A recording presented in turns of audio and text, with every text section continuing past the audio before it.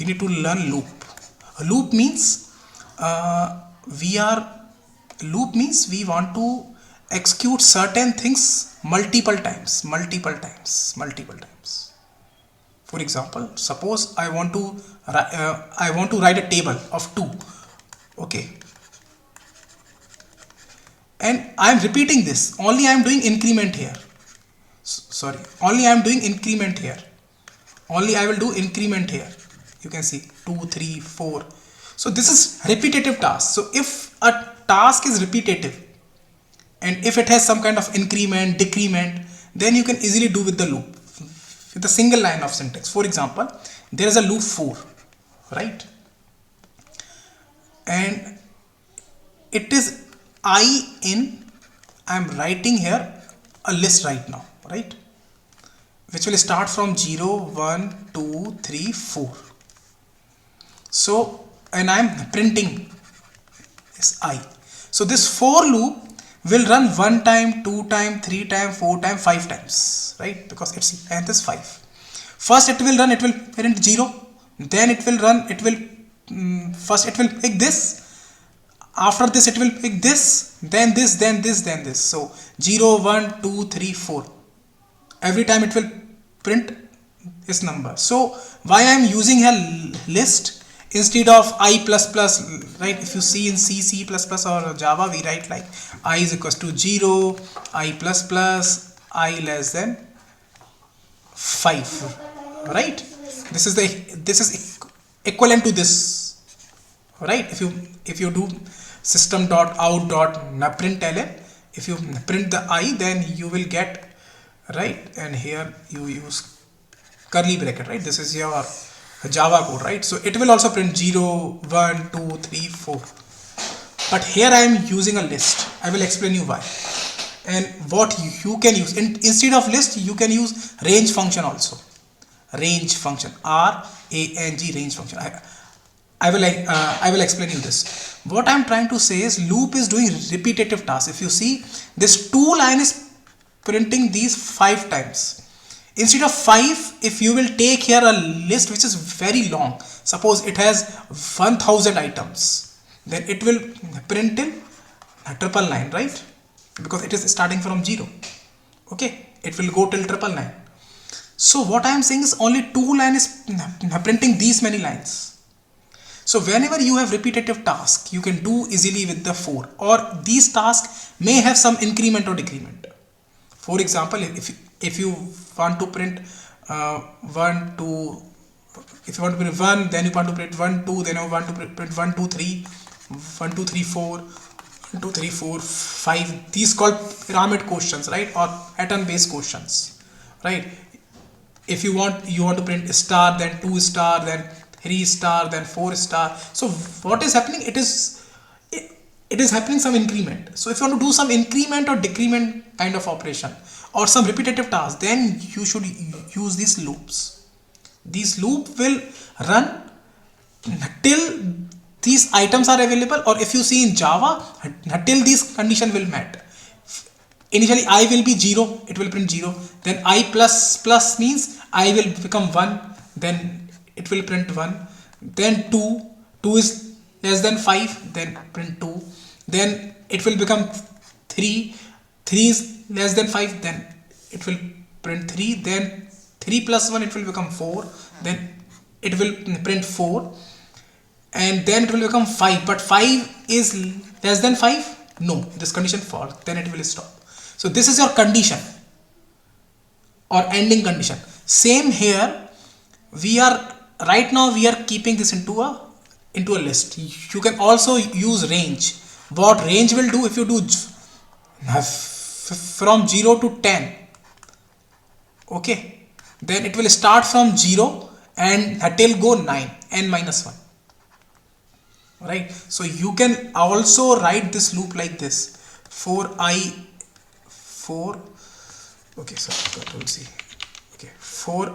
in range 0 to, right now I'm doing it for 0 to 5 because it is still 4. These all 3 loops will do the same thing. Now if I will do print I, it will also print 0, 1, 2, 3, 4. Why? It will start from 0. This range will start from 0 and it will go till n minus 1, which means 4. So it will be a 0, 1, 2, 3, 4. So loop is a kind of a way where you want to do some repeated operation with some increment decrement. Right now you have written in this way.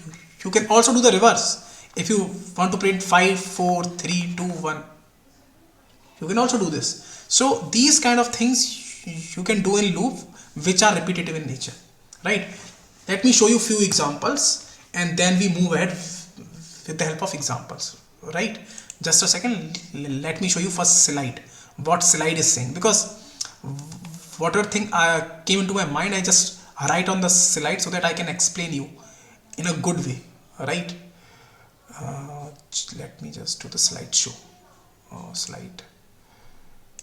Okay, sorry, give me a second. OneDrive.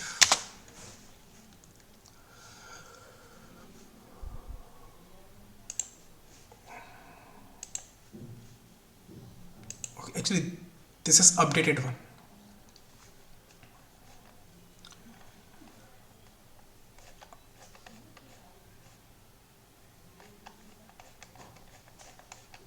Just a second.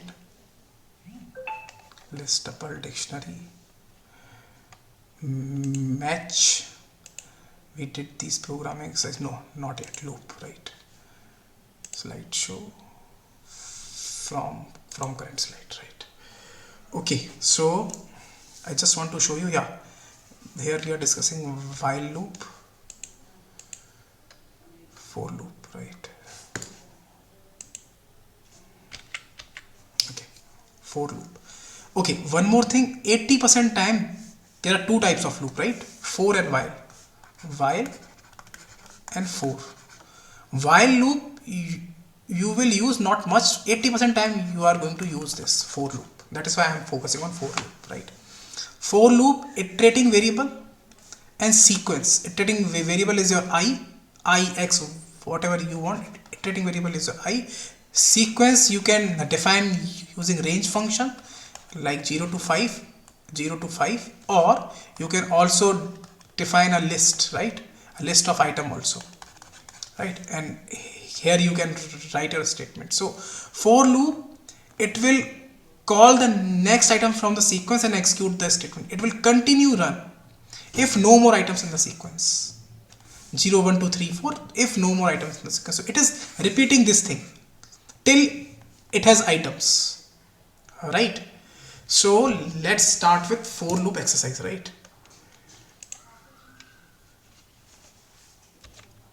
Okay, but before for loop I should explain you the range function also. Yeah. Okay, so range is just like your, you can say just like your Hassellizing operation, right? If you see, it is a start suppose 0, stop is 5, right? So stop generates numbers up to, but not including this number. It means n minus 1, not including 5, up to 5. It means till 4. Step by default step is 1. If you want to start from 5 and go till 0, then your step should be minus 1. This is your start, this is your stop, this is your minus 1 is your step. Step means each time how much you want to add. Okay, so you can also use this for printing items in reverse order also, right? So this is how you can also do the reverse ordering. If you write your 4 here, I in range. So this range function is important. Let me explain you how. So if suppose you will only give this 5, so it will by default it will start from 0 and it will go till 4 up to 5. It means n minus 1. So 0, 1, 2, 3, 4. If you will start, if you will give here a number, this is your start, right? This is your stop. So it means it will start from 3, then 4, then 5, not 6, up to 6. It means n minus 1. It will go till 5. 3, 4, 5. You can see the output. If you do 4, 10, 2, 2 is your step. So first value is 4. 4 plus 2 6, 6 plus 2 8, 8 plus 2 10, but up to 10, it means it will go till 9, so this item will not include. Okay, so this is how it will work. Similarly, if I do 0, start from 0, I will go till minus 10. So first item is 0 and it will go till minus 9. Then I will do minus 2, then again minus 2, then again minus 2, then again minus 2. After this it will become minus 10, which is less than this, sorry, which is greater than this, so it won't include, so it will only print this much. So it will start from this, stop at this, with this is your step, or you can say jump, step, jump, or you can say stride also. I think this, we call this stride. Stride, how much you are jumping in that sequence. Okay, so let's do certain examples, right? Then you will understand this. Let's start with loops, right? So in Python, most widely used loop is for loop, right? So for, suppose I am saying I, why I am taking I, you can take x, y, z, anything. Why I? Because I am in a habit of using I. I is a variable, you can take anything, a, x, z, whatever, chittu bittu, right? Whatever you want, you can take the name, it's just a variable, right? Suppose I am using range function. Okay, I want to start my item from 1, I want to go till 11. Why I am writing 11? Because it will print till 10, right? And by default increment is 1, increment or step is 1. If I will print this I,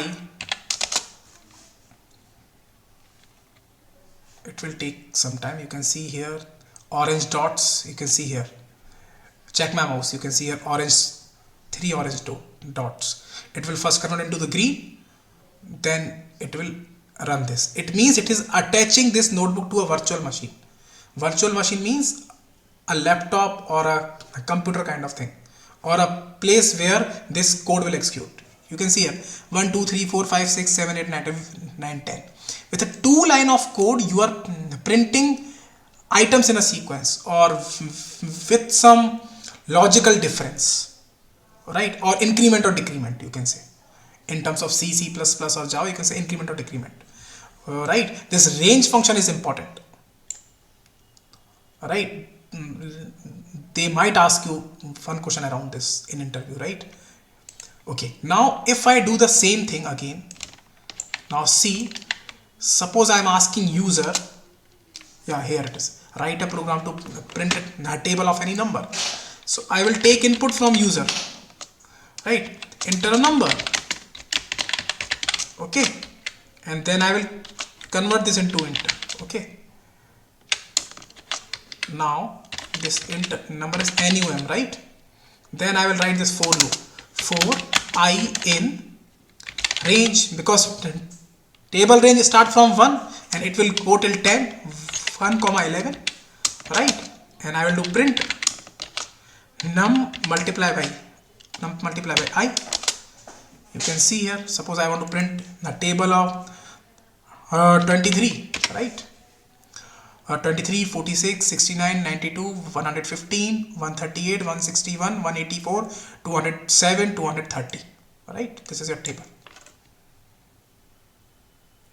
Okay, so you can see a simple loop is doing all the task with 2-3 lines of operation.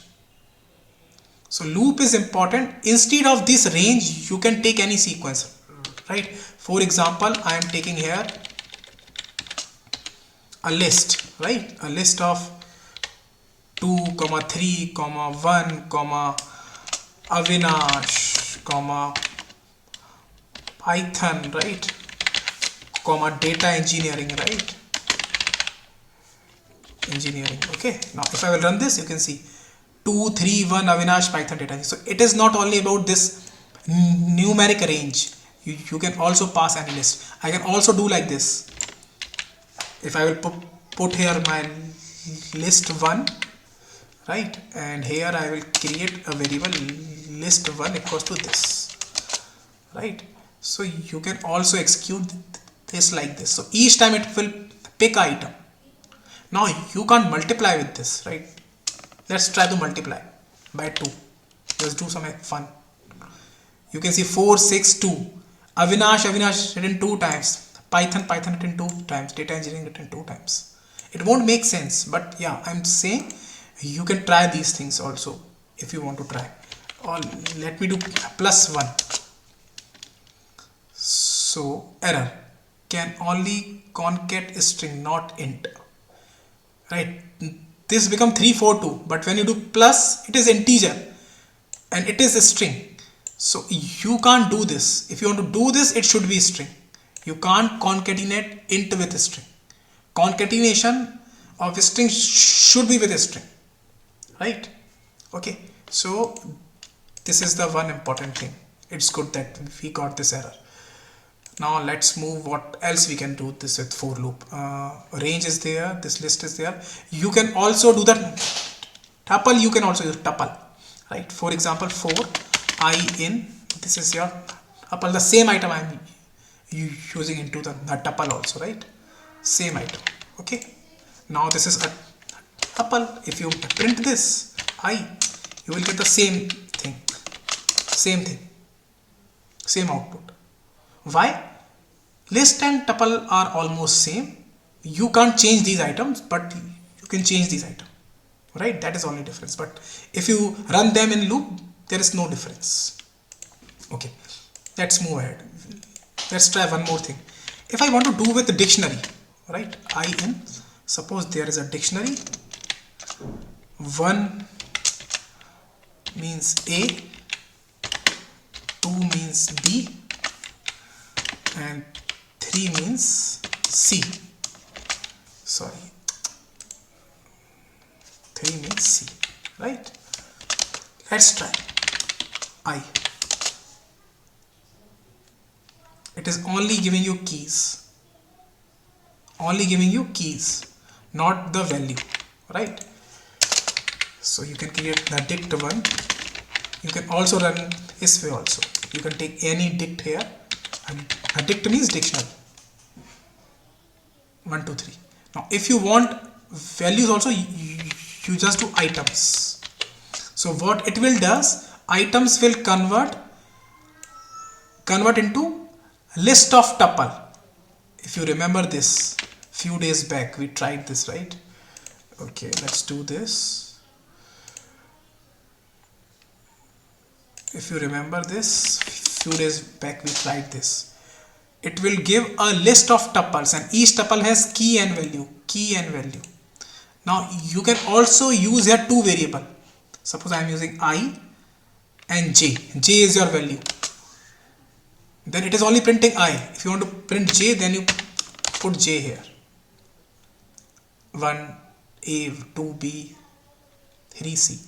Now you need to learn how to use list, dictionary into this for loop, because 80% time you are going to use a list into for loop, a tuple into for loop, a dictionary into for loop. If you are able to do this, then it will be easier. Right now I am using all the items. You can also use keys. There is a function, if you recall, keys, right? Dict 1, right? Dot keys. It will return keys of the dictionary. So similarly, if you try dict 1 dot values, it will return all the values of dictionary, right? This is keys and these are values. You can also use this into your for loop, right? Let me show you in another example. For I in dict 1 dot value, so it will print your all the values, only values, right? ABC. You should know this, how to use this dictionary. Another way is, okay, right now you are getting these values, but some people are from C++. They have their thought process in indexing, right? They believe in this indexing concept, right? For example, L at 0th, this is list 1 at 0th location, first, second, third, fourth location, right? So they believe in this indexing, right? So you can use enumerate function. If you remember, if if you recall, we also use enumerate function. Enumerate, right? You can see enumerate is there, right?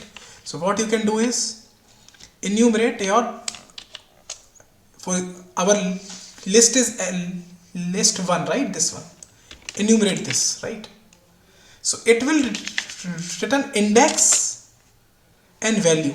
Okay, right now you can't see this, right, because it is an object. So to convert this, or you can say iterable, right,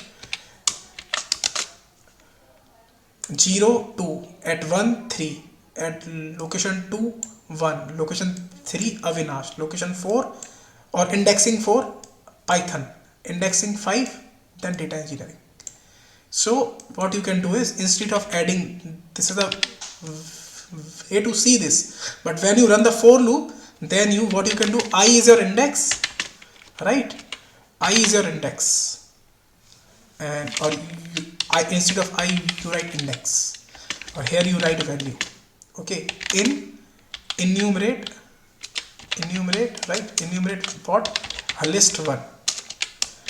Now you can use like this also, right, list 1 index, sorry I went there, I have to go up this, right here.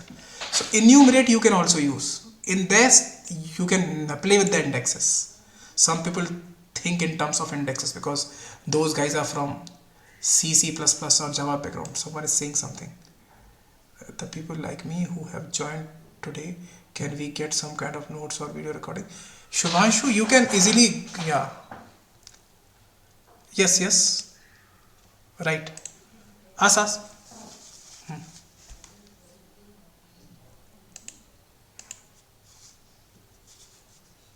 हाँ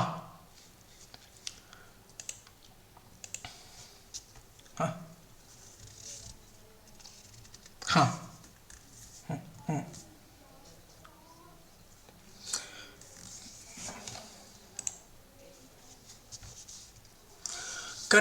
okay, yeah, it's a good question. Now it depends your use case. Of course, tuple is more memory optimized. Second thing is tuple is more faster than list, right? Immutable items which are not changeable, those are considerable faster, right? So tuple is more faster and also memory optimized because no one is going to change it, right? But list is more flexible, right? So there is a core difference and it is comparatively slower. So whenever you want to do some fast operation on a list or a item which is constant, which is immutable, then you try to use tuple, right? So it depends upon your use case also, right? But in general we don't think so much that we should use list tuple, because nowadays we have resources, nowadays we have computing resources, nowadays we have cloud, so it does not make sense to use tuple instead of list. But it depends what kind of use case in terms of data updation, right? So we cross that threshold of size now in terms of writing the basic code, right? I'm not talking about the ETL operation. We might use something which are much more faster or much more memory efficient, but in general if you are developing any application using Python, nobody points these issues, right? That's what I have seen. Yeah, I hope I have answered your question.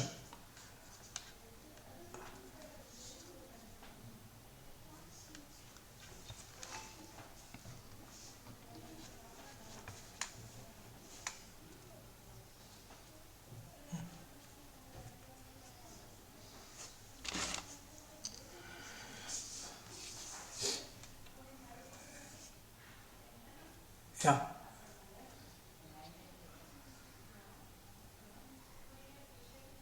yeah, so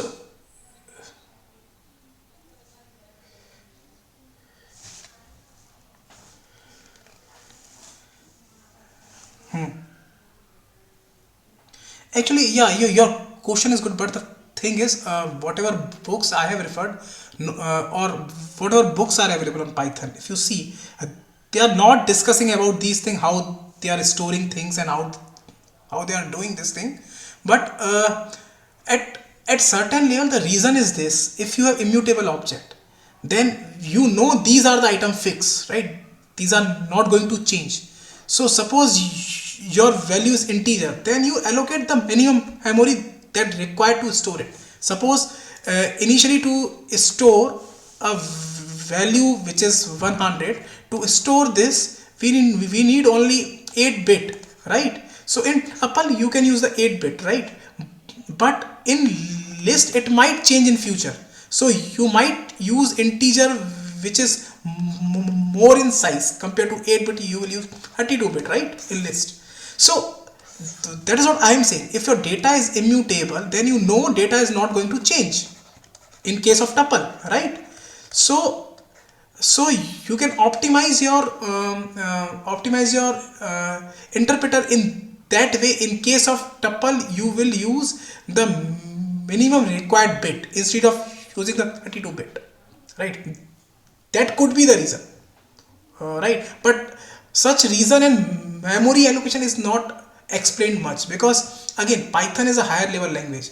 You can't think of this as a C++, right? In C++ we think, oh, this is a contiguous memory. Integer 1 is stored at the address of 100, and the next integer will store, because it is of 2 byte, then it will store at 102 location, right? Then it will store at 104 location, right? So if you are thinking in that way, that is not the right way to do this, because C is middle level language, right? We think more about memory there, but in Python is a high level language. We don't think much about this, right?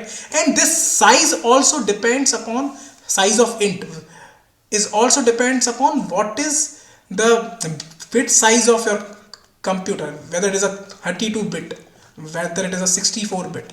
As per that you assign the, in case of 32 bit system, then you will have 2 to the power 32 range, right? Otherwise you have 2 to the power 64 range. So it also depends what kind of processor you have. It is not only about the data type, it is also about the what kind of processor you have. So these higher level languages are much more optimized toward using the memory indirectly or inherently, right? You don't need to think much about this. I will use list or tuple. You see your use case and use it, right? Of course, that will be the case that immutable object will consume more memory and they will be faster, because they are not going to update. They already know what is the value and it is not going to change, right? So that is why these are faster and the memory space is less. Also, they are more secure. If you see in variable length argument, we generally use tuple object, right? The reason is why, because you can't change it. Even if you extract data from a database, most of the time you will get data into the tuples. The reason is simple, because they don't want to change it. They want to keep it constant, right? I hope at some extent I have answered your question, but not in terms of memory structure, right? Yeah. And I will see into the detail if I will find some way how we can represent this. Then I will explain you again, right? No issues in that, right? Okay. Yeah. So whatever books I am referring, I have not seen this kind of memory structure, because again it's a you can say high level language. It is not about memory space. It is about the usability of the, right, or use case. Okay, great. Now you have seen items, keys, value, enumerate. This is more important. Now let's try to solve another question. You can see, write a program which can compute factorial of a given number. So suppose you are taking input from a user. I'm just copying this, right? Just copying this, and if you see, I'm taking a number from user, and then for I in range, I need to do the factorial, right? So I need to go into reverse direction in that case, or no need to go reverse direction. I will go till whatever number will come plus 1, and I will start from 1. No need to start from 1. If you multiply something with 1, you will get 1, right? So instead of that, you can do 2, right? And here you will use your factorial, right? Fact variable, right? It will have by default value 1. Okay, let's try this now. Okay, now it will start from 2. Print, not print, fact is equals to fact multiply by I. Every time I will come and multiply with this, and at the end when for loop. Okay, one more thing, Python for loop don't use curly braces, it uses the tab, right? So if I am writing print here, this print is not part of for loop. This print is not part of for loop because you can see the indentation. It is not here, it is here. It is not here, it is here. So all the for loop instructions should start from here. So it will identify with indentation. Let me write a word. This is your indentation, right? Indentation, right? So it is based on indentation, right? So okay, now after the end it will print the factorial, right? Column values fact, right? Let's try this. Let's see what issue we are getting. I want factorial of 5, 1. Okay, why? Okay, sorry. Fact 5. It should give 120, right? So if you start this with 1, then also you will get the same out, but your loop will execute one more extra time, right? Which won't make sense. So you should start with 2, right? So what is happening every time it is multiplying with this fact. Initially this is 1. 1 will multiply with 2. Then initially it is 1, right? Initially it is 1 multiplied by 2. So output will be 2, right? In second time, please be on mute, right? Second time this 2 multiply with this 3, because it will increment. It will become 3. Then the value will become 6, right? Then value will become 6. After that, in next iteration, this 6 will multiply by 4. I value 2. I value start from 2, 3, then multiply by 4. Alright, then it will become 64. So not 64, 6 into 4, 24, right? Okay, not this, equal to. In next iteration, this variable value is 24. Now it will again multiply with 5, because 2, 3, 4, 5, and till this value will become 120. Next time this value will become 120 and it will multiply by I value increased by 1, which is 6. 120 multiplied by 6, then it will become 720. Now if you increase this, then it will become 7, and your input is 6 plus 1, it will go till 6, right? Not till 7. That is why I'm doing plus 1, because it should go till input number, right? So that's how we are getting 720. Let me explain you this. You should understand this, because otherwise you can't able to solve the next question. To solve this question, you need to understand this. Okay, what do you mean by factorial? Suppose I am finding factorial of 5. So 5 into 4 into 3 into 2 into 1, which is 120. That is what, right? Now if I write a for loop and I am writing here variable fact, which is 1. Why 1? Because if I will take 0, then everything multiply by 0, any number multiply with 0, right? Any number, it will become 0. So output you will get 0. For I in use range function. Range. So range is starting from, I can start from 1, right? But I am starting from 2. because multiplying with 1 won't make sense. With 2, num plus 1. Why? If suppose input is 5, then it should be 6, because it will go up to 5 or n minus 1. That is why I am adding 1, so that it will go till 5. Now every time when this loop will run, then I will move from 2, 3, 4 and 5. And I want to multiply these all. So how I multiply? First I will multiply 2 with this one, right? So how I will write this? Fact equal to fact multiply I. So initially when this is 1 multiplied by 2, then it will become 2. Next time I value will increase, it will become 3. Then this 2 factorial value is now 2, I is 3, it will become 6. In next iteration, this 6 value of fact multiply by 4, because I value is increasing by 1, it will become 24. In next iteration, I value will become 5, because increment of 1, every time there is an increment of 1, right? And this fact value is 24, then it will become 120. So that's how each time this loop is running. So why I have taken this one? If I will take this 0, you can think instead of 1, if I will use here 0, right?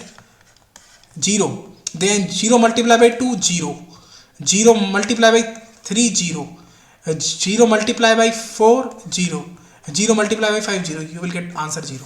That is why I have taken 1. Right? Now instead of this multiplication, suppose I will tell you I need to find sum of n natural number. For example, you have given input to me, given 5. Now the n natural number will be 1, 2, 3, 4, 5. 5. Now 1 plus 2 plus 3 plus 4 plus 5. How much? 3, 3, 6, 4, 10, 5, 15, right? I want to write a program which will give me sum of n number, n natural number. So in that case, I will take s equals to 0, because I want to add them, not multiply them. So I will take s equals to 0. Now for I in, now I will start from 1, because 1 till n plus 1, because up to if I will do this plus 1, then it will become 6, because it is 5, then it will go up to 5, n minus 1. That is why I am doing plus 1. Now each time s is equals to s plus I. Each time I will add 1, then I will add 2, next time I will increase to 3, then 4, then 5. So each time what will happen here? Sorry, Control Z. Now you can see s is 0 plus 1, right? Then s value will become 1. 1 plus 2, 3. S value will become 3 and I will increase. 3 plus 3, 6. Sorry, 6. Then this s will become 6 plus 4, because it will be increment of 1. Then it will become 10. Then this value of s is updated now 10. 10 plus 5, it is 15. Right? Now it won't go ahead, because 6 is your stop criteria, right? Yeah, so 15 will be your output. Here I am using 0. Why? Because I am adding. Because I am adding here, and here I am using 1 because I am multiplying. So 1 is the identity of multiplication, okay, and 0 is the identity of addition, right? So the third code, if you see, write a program to find sum of n natural number. What I will do is I will say, okay, give me some input number, again enter a number, right? Enter a number. So I will run for loop, but before this I will use one variable s equals to 0. For loop I in range, it should start from 1, it will go till num plus 1, right? And s is equals to s plus I, and at the end of this for loop I want to print the output. So I will write sum of sum of n natural number is this column, and I will write here s value, sorry, comma s. Let's run this. So input value is, suppose for example 5, output is 15, right? So you understand these kind of for loop. Now you are thinking these are very easy program, right? Let's try to do this one, right? Write a program to enter any number and calculate sum of its digits. For example, let's try this program, right? This program is going to be your base in lots of the question. Whatever question you do upward from now onwards, this program is going to be a base. Suppose you have entered a number 123, right? 123. This is your number, right? Input number. Now you want sum of this 3, 2, 1, right? 3, 2, 1. Or you can say you want output. What output you want? 1 plus 2 plus 3 equals to 6. How you will get this? You want this output.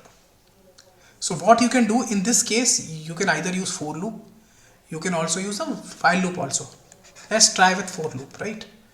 For loop I in range length of this number, right? I am converting this number into a string, right? Why? Instead of this, you can also use while loop, no problem in that, right? I am using this. If you want, you can also use while loop.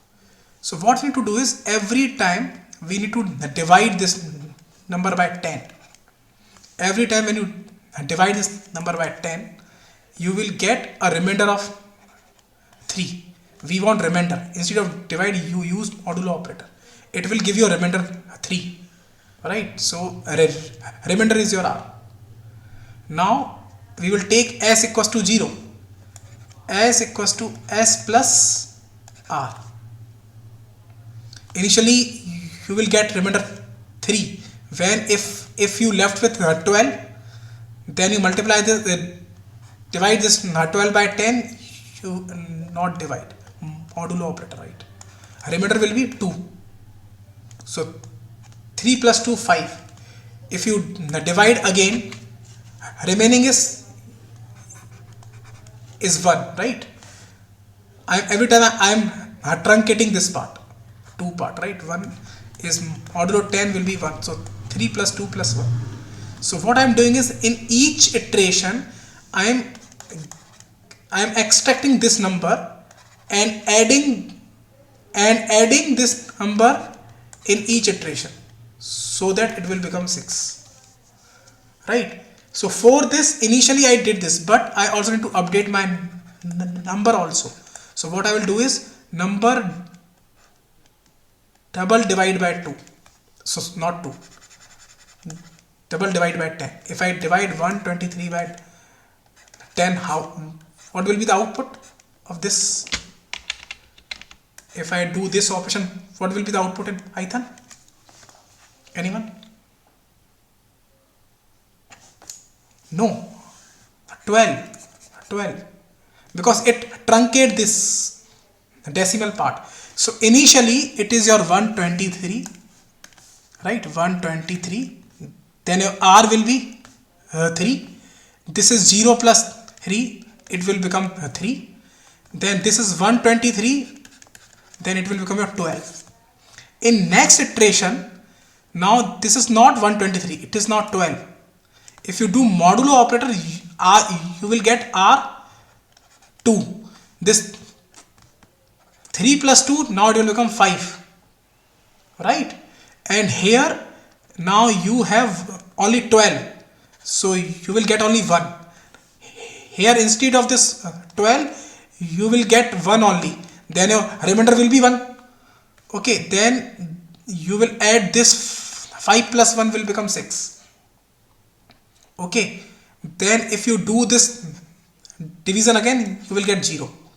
So your s will be 6, and after this for loop you can print this. Instead of for, you can also use while. Right now I am trying with for loop, right? So let's try this and we will end the class. Okay, for okay, just take input from number. This is the same, you can repeat. Okay, in range length str, okay, str num, right?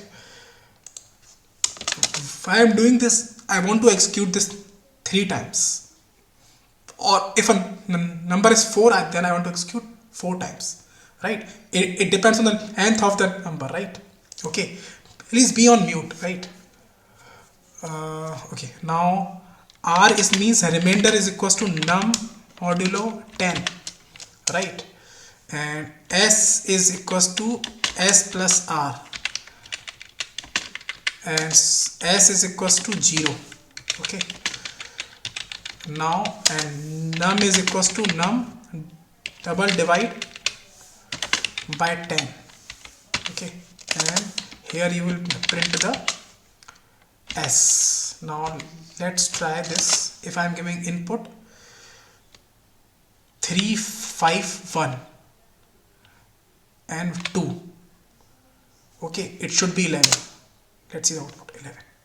I can give any length of number now, right? Because if it is 4, then your range will be, then it will become 4, right? Then your range will be 0, 1, 2, 3. It will execute 4 times. Any length you can take. Instead of, you can also take 2 number, which is 15. Thus summation is 6. Please understand this logic. These kind of questions interviewer is going to ask. These are the very traditional question of coding, right? Of course we are doing basic things, that is why I am explaining you these things, and this will help you a lot. This will also help you in reversing a string also, reversing a number also. These kind of question you will get in, not exact question, but in a different way they will ask you. If